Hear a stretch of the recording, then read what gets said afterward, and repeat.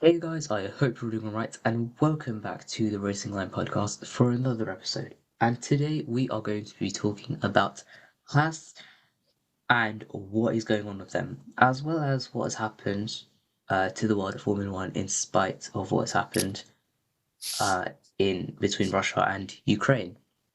So of course, no one is new to the fact that Russia have declared war on Ukraine. It is very, very devastating, and the world of sport has seen quite a few major changes. So, for example, football. So, Suraj, what's happened there?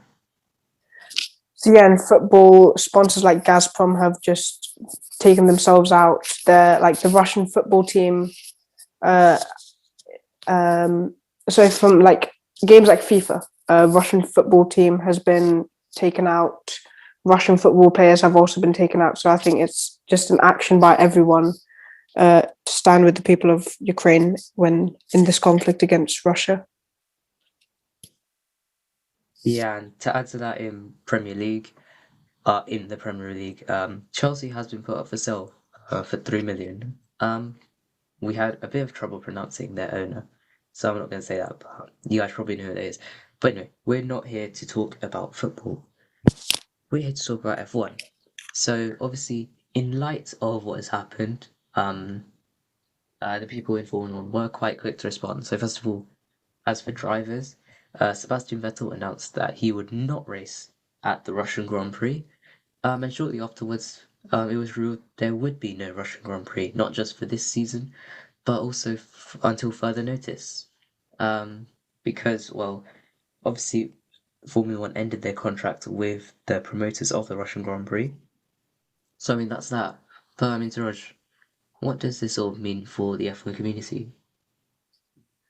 I mean, yeah, obviously the conflict between Russia and Ukraine is very depressing for everyone to see, but I think that F1 made a very good decision to take out their contract with the Russian Grand Prix promoters. So yeah, as you said, for the foreseeable future, there will not be a Russian Grand Prix, and yeah, it's definitely going to affect everyone quite a lot. In like, obviously, there's no more Russian Grand Prix, so that's one event removed from the calendar. But I think, as they've done with football as well, it's just a bit of a stand, like in a way, against Russia for what they've done in the conflict against Ukraine. Yeah, obviously, from a racing standpoint, the Russian Grand Prix has historically never been exciting. Uh, Last season was probably the most exciting race, so I mean, it did end up on a high. Depends if you're a Lando fanboy or not. Um, but yeah, they were actually planning on moving to a different venue, which showed a bit of promise. But again, that is not to be. For quite a few years, I would expect, unless Russia decides to pull out of Ukraine, which is quite unlikely. Um, but yeah, aside from that, uh, the biggest sort of Formula One team, the only Formula One team that rather that is relying so heavily on like Russia, is of course Haas. I mean, obviously they are the American team with the Russian sponsoring and the Russian driver. So it was, I mean, inevitably it would cause quite a few issues. Um, Obviously has started off by not showing the Russian flag or Uralkali on the car, which is of course a Russian oil company like Gazprom. Um, and to be fair, I did quite like the sort of plain white livery. I feel like everyone really preferred it over last season's or this season's. I mean, they're both the same. Um, and after that, just quite, I think, a few days ago, it was announced that Nikita Mazepin would not be driving for Haas this season. So, Siraj, what does that mean? Yeah, it will mean quite a lot. Mazepin, our meme person from the 2021 season, now that his contract's been terminated, I think there's definitely some up and coming F2 drivers, for example, who would be looking to take that spot on. And one of those people was Fittipaldi, who had driven at the end of the 2020 season following Roman Grosjean's injury at the time. And well, we really didn't get to see much from him because at the end of the day, he was in the slowest car on the grid. Uh, but it does look quite promising the fact that he will be able to take over after Nikita Mazepin. And the good news for any people who might have been an Antonio Giovinazzi fan, there are chances that he might be also coming back to F1 in the form of being a Haas driver. So I guess that is also something to look forward to. Yeah, I mean, Günther Steiner has said that in the event that Mazepin is to leave, then Fittipaldi is sort of first choice for them. Obviously, he's their test driver, so he's probably got the next most experience in the car aside from Mick Schumacher. So I feel like it will be a pretty much a no-brainer for him to drive. Um, and realistically, I think it will be him. Um, I mean, some of the benefits to come with that, obviously, we haven't had a Brazilian driver since, was it Bruno Senna, Siraj? I think so. Yeah. Yeah, well, I mean, the point is we haven't had a Brazilian F1 driver in quite a while. And obviously Brazil is no stranger to amazing drivers. First of all, Fittipaldi's, I think, grandfather, Emerson, as well as drivers like Ayrton Senna. Um, and yeah, it'll be quite refreshing to have a Brazilian on the grid.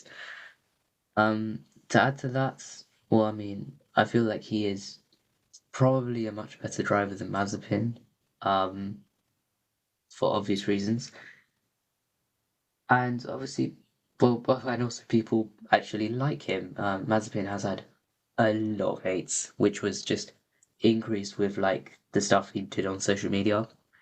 Um, so yeah, hopefully, like Mazepin's departure will result in like some toning down of the toxicity towards him and like just sort of welcoming in Fittipaldi. But my heart really wants for Piastri to get that seat. Um, Such a shame, like that he didn't get like a guaranteed seat at the end of 2021. 2021.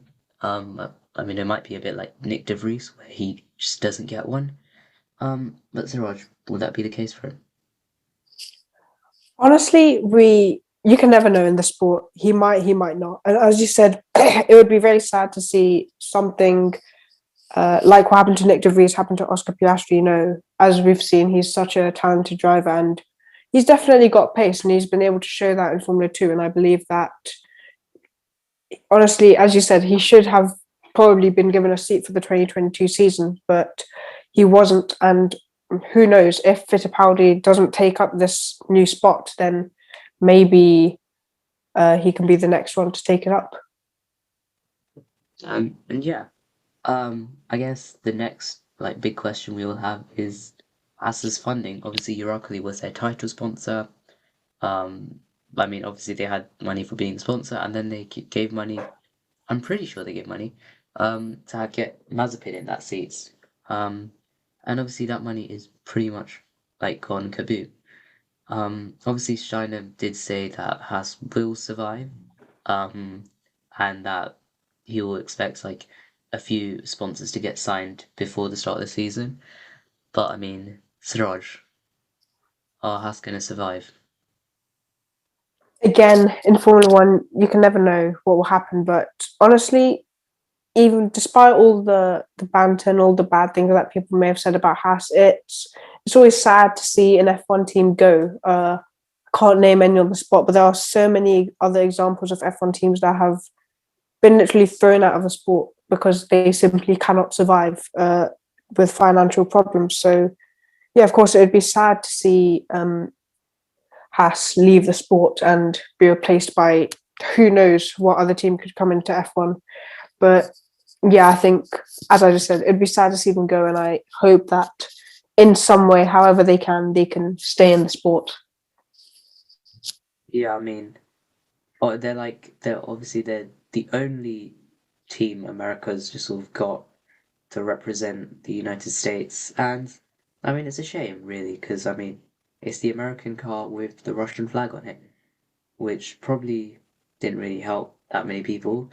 Obviously, there are still talks of Andretti getting into F1, and I feel like this might be an opportunity because Andretti is an American IndyCar team and who are actually quite stable. I feel like if they were to buy a Haas, they still maintain that American heritage, and maybe they could get an American driver signed on as well. Um, I can't really name any like good ones from IndyCar, but then there's like people like Logan Sargent, in like the junior categories who I mean is existent and he is a pretty solid driver. Um, but do I think it will be the end of Haas? I feel like not for at least the end of this season because we will have to wait to see how their 2022 car fares. I mean, I feel like if their 2022 car stays at the back of the grid, then I feel like it will be. I feel like Gene Haas will probably pull the plug on Haas F1, and probably sell to another company. Um, but who knows? Maybe if Haas are able to like get up the grids into maybe somewhere like P8 or something, I feel like that would be a pretty solid result for them. But yeah, Suraj, anything else to add on this like quite like depressing matter? To be honest, I feel like the tone here has been very, very gloomy.